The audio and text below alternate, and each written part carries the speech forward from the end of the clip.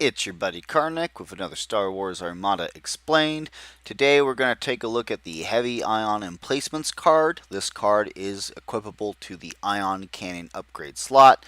How can you tell? If you look at the bottom left hand corner of the card, you can see the Ion Cannon upgrade symbol. This card costs 9 points. The card reads Heavy Ion Emplacement. The blue critical, you may exhaust this card. If you do, the defending hull zone and each adjacent hull zone loses 1 shield. So this effect is triggered by a blue critical. There currently is no errata or clarifications for this card, so let's go ahead and jump right in. So we're saying we're on the bottom here, we're flying an ISD-2, which that throws 4 red die and 4 blue die for its frontal battery armament. And how do you check if you're in range, if you can use the attack? Well, the blue band here is for medium range attacks.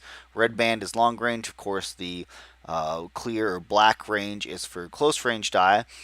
So we check, our line of sight. Yep, we have line of sight. There's no obstructions. You range from cardboard to cardboard. We're definitely in range to commence this attack. So we're going to roll the 4 red die, and we're going to roll the 4 blue die, and we do see the blue critical effect icon showing. So when do you actually utilize this card? A lot of this people, including myself, have made the mistake is, oh man, as soon as they see that symbol, it's like, all right, boom, I'm exhausting this card, I'm throwing this ability at you. That's actually not when the card is resolvable. So after you roll your initial attack pool and you do any die modifications, as soon as you say, okay, I'm done messing with my die, your opponent, then you go on to the next step, which is spend defense tokens. And your opponent in this phase can spend any defense tokens that he pleases. Maybe he could have a card or a special ability that either removes those blue critical icons from the attack pool, or maybe, like with Damage Control Officer, he says if he uses a contain, you can't resolve any critical effects when it's time for you to resolve them. So after he's done doing all that, then you go to the resolve damage step.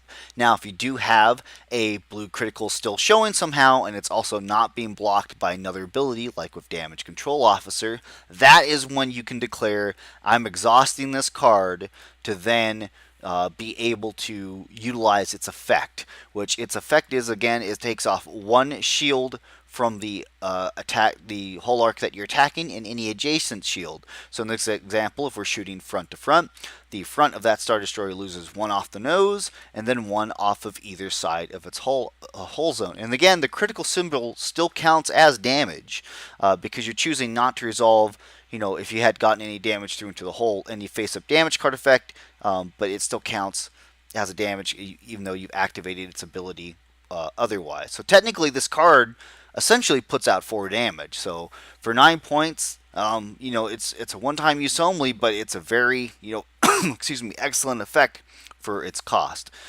This card obviously does not work on squadrons. Squadrons don't have shields.